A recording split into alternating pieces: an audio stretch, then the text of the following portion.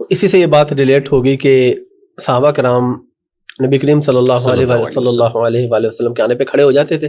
اور یہ کھڑے ہونا کیسا ہے؟ حدیث سے کوئی ثابت ہے کہ کوئی بڑا یا استاد ہے تو سب لوگ کھڑے ہو جائیں یا بیٹھے رہیں؟ ہاں، اس میں دیکھیں نبی علیہ السلام نے پرسنلی اپنے لیے اسے پسند نہیں فرمایا. اچھا، ہاں جی، لیکن اسے حرام نہیں فرمایا. ٹھیک ہے. ٹھیک ہے.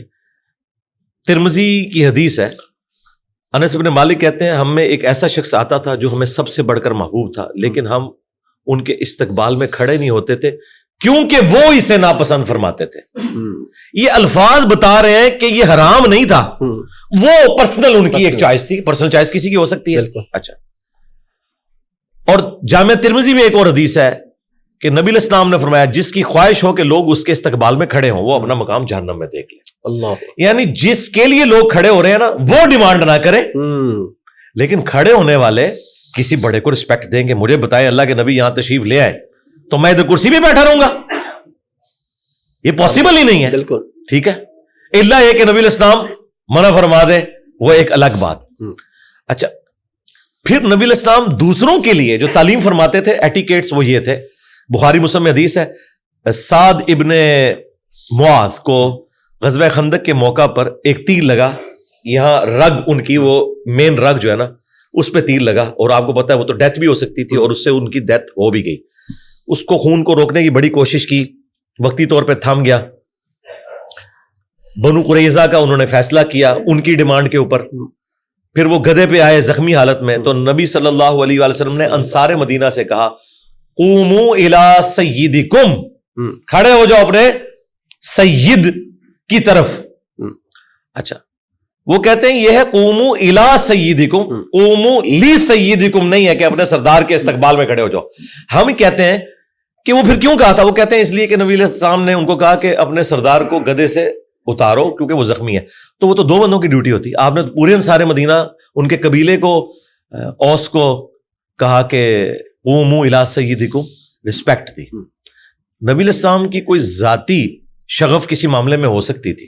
نبی علیہ السلام کئی چیزوں کو اپنی ذات کے اعتبار سے ناپسند فرماتے تھے، اس کا ہمیں پروٹوکول رکھنا ہے. لیکن جو باقی معاملات ہیں نبی علیہ السلام نے وہ اس کو حکم کے طور پر امت میں جاری نہیں کیا تو اس پہ کوئی قدغن نہیں. مثلا نبی علیہ السلام کا یہ ذاتی شغف تھا کہ آپ دائیں جوتی پہلے پہنتے تھے. کسی حدیث میں نہیں ملے گا نبی علیہ السلام نے اسے تعلیم فرمایا ہو. اگر کوئی الٹی جوتی پہلے پہن لے کوئی گناہ گار نہیں. لیکن کھانے پینے کے بارے میں مسلم شریف میں حدیث ہے کہ کھانا دائیں ہاتھ سے کھانا ہے، بائیں سے شیطان کھاتا ہے. اب یہ حکم آ گیا اور یہ اس درجے کا حکم ہے کہ ایک صحابی حضور کے سامنے کھانا کھا رہے تھے بائیں ہاتھ سے، نبی السلام نے فرمایا کہ دائیں ہاتھ سے کھاؤ. انہوں نے اپنی شرمندگی مٹانے کے لیے کہا کہ میرا دائیں ہاتھ کام نہیں کرتا، تو حضور کی مبارک زبان سے نکل گیا کہ اچھا پھر اب نہ ہی کام کرے. اس دن کے بعد اس کا ہاتھ نہیں اٹھا منہ کی طرف. یہ اتنی بڑی وعید ہے. کھانے پینے میں سختی ہے. باقی نبی علیہ السلام کا یہ شغف ہے کہ کرتے کی پہلے دائیں آستین پھر بائیں. ٹھیک ہے، لوگ اس میں کنفیوز ہوتے ہیں کہ جی وہ جانور قربان کرنا ہے، اور لوگ لیفٹی ہوتے ہیں وہ کہتے ہیں جی اب ہم دائیں سے کریں. تو بھائی آپ نے مسلم شریف کی حدیث ہے کہ چھری کو تیز کرو جانور کو آرام پہنچاؤ. ایک لیفٹی بندے کا کیا کام ہے کہ دائیں ہاتھ میں چھری پکڑ کے تو تکلیف میں ڈالے، اس کو ہو سکتا ہے وہ کھڑا ہی ہو جائے جانور، ہاں الٹا گلے پڑ جائے. تو وہ لیفٹی جو ہے وہ اس کا وہ رائٹ ہینڈ ہی ہے، یعنی وہ پاورفل. جس طرح ہے نا حدیث میں کہ اللہ کے دونوں ہاتھ ہی دائیں ہیں. ٹھیک ہے نا، وہاں دائیں سے مراد ہے پاورفل. اچھا، تو جو آپ نے پاورفل کام کرنا ہے وہ ایک لیفٹی پھر لیفٹ ہینڈ سے ہی کرے گا. اس کا کوئی کام نہیں بنتا کہ وہ جناب دائیں ہاتھ سے کرنے کی سنت کے اوپر عمل کر کے تو اپنے آپ کو مصیبت میں ڈالے. مجھے بتائیں، آپ سودا صرف لینے گئے ہیں، ایک وزنی چیز ہے اور آپ کہیں جی میں دائیں ہاتھ سے اٹھاؤں گا، بجائے یہ کہ اپنا پاؤں توڑ بیٹھے یا کسی کے پاؤں پہ گرا دیں اور آپ وہ سنت پہ عمل کرتے ہوئے کسی کے فرض پڑھنے مشکل کر دیں، کسی کا پاؤں توڑ دیں، تو یہ کون سی آپ دین کے اوپر عمل کر رہے ہیں؟ تو آپ یہ یاد رکھیے گا وہ سنتیں جو نبی علیہ السلام نے مشروع فرمائی ہیں دین کے طور پر وہ تو آپ کریں گے. اب کدو شریف کھانا یہ کوئی دین کا حصہ نہیں ہے، نبی علیہ السلام کی ذاتی پسند ہے. صحابہ کرام محبت کرتے تھے، کدو کھاتے تھے. لیکن اگر کسی کو ناپسند ہے تو اس کو آپ گستاخ رسول نہیں کہیں گے. جسے ہم کہتے ہیں قاضی ابو یوسف نے تلوار نکال لی تھی. یار کتنے جاہل لوگ ہو یار، کیوں اپنے بزرگوں کو بے عزت کرواتے ہو یہ بات کر کے؟ خود نبی علیہ السلام نے کتنی حلال چیزیں ناپسند فرمائی ہیں اپنی ذاتی شغف کی وجہ سے. بخاری مسلم میں آتا ہے خالد ابن ولید بیٹھے ہوئے تھے، نبی علیہ السلام بیٹھے ہوئے تھے، تو گوہ کا گوشت لایا گیا, دسترخوان پہ رکھا گیا, اور خالد بن ولید کہہ رہے ہیں میں کھاتا جا رہا ہوں, نبی اسلام میری طرف یوں کر کے دیکھ رہے ہیں.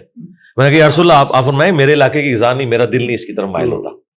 بس تو کیا نبی اسلام نے اللہ کی نعمت ٹھکرا دی؟ یہ وہ حدیثیں ہیں جو ان مولویوں نے چھپائی ہوئی ہیں. کہتے ہیں ہم نے چھپائی نہیں, بس ڈسکس نہیں کی. یار ڈسکس کر کے بتاؤ نا امت کو. ہمارے جو نوجوان بچے ہیں وہ بےچارے انہی چکروں میں پڑے رہتے ہیں کہ ہمارے یہ چیز دایاں ہاتھ سے پکڑنی ہے, یہ بایاں ہاتھ سے پکڑنی ہے. خدا کے لیے یار کیوں لوگوں کو مصیبت میں ڈالا ہوا ہے؟ سب سے بڑی مصیبت یہ ڈالی ہوئی ہے انہوں نے کہ آپ کھڑے ہو کے پانی نہیں پی سکتے. وہ حدیث منسوخ ہے صحیح مسلم کی, اور اس کی ناسخ حدیث بخاری میں ہے. مولا علی اپنے دور خلافت میں کوفے جب شفٹ ہوئے تو انہوں نے وضو کیا, لوگوں کو وضو کا طریقہ سکھایا مسجد کے اندر, اور پھر جو بچا ہوا پانی تھا نا اس برتن میں کھڑے ہو کر پبلکلی پیا, اور کہا کہ کوفے کے لوگوں میں نے دیکھا ہے کہ تم لوگ اس چیز کو معیوب سمجھتے ہو, جبکہ میں نے اللہ کے نبی علیہ السلام کو کھڑے ہو کے پانی پیتے ہوئے دیکھا ہے. یہ حدیث ناسخ ہے اس حدیث کی کہ شروع میں تھا, بعد میں منع کر دیا. مسلم شریف میں حدیث ہے کہ شروع میں آگ پہ پکی ہوئی چیز کھانے کے بعد وضو تھا, بعد میں اس چیز سے منع کر دیا گیا اور اجازت دے دی گئی. تو نبی علیہ السلام نے جامع ترمذی میں حدیث ہے, ابن عمر کہتے ہیں ہم نبی علیہ السلام کے مبارک زمانے میں کھڑے ہو کر کھانا بھی کھاتے تھے اور پانی بھی پی لیتے تھے, نبی علیہ السلام نے کبھی منع نہیں فرمایا. آپ مجھے بتائیں, ایک بندہ دوستوں کے ساتھ واک کرنے نکلا ہے, اس بیچارے نے اپنی جیب میں چند مونگ پھلی کے دانے ڈالے ہوئے ہیں یا کچھ چنے ڈالنی ہیں, اب اس نے کھانے ہیں تو وہ تھوڑی تھوڑی دیر بعد جا کے کہیں بیٹھتا ہے اور منہ میں ڈال دیا. یار خدا کے لیے یار یہ کون سا دین آپ لوگوں کو سکھا رہے ہیں؟ ٹھیک ہے, اور آپ اندازہ کریں کہ یہ لوگ ایسی ایسی باتیں کرتے تھے. جب ہم چھوٹے تھے نا تو یہ سبز پگڑی والی جماعت میں تھے, وہ کہتے تھے کھڑے ہو کے جب آپ پانی پیتے ہیں نا تو ڈائریکٹ جا کے مسانے پہ گرتا ہے. اندازہ کریں ہمارے بزرگوں کو میڈیکل سائنس بھی نہیں آتی تھی, مسانے پہ کہاں جا کے گرتا ہے؟ وہ کہتے ہیں جی مسانہ کمزور ہو جاتا ہے.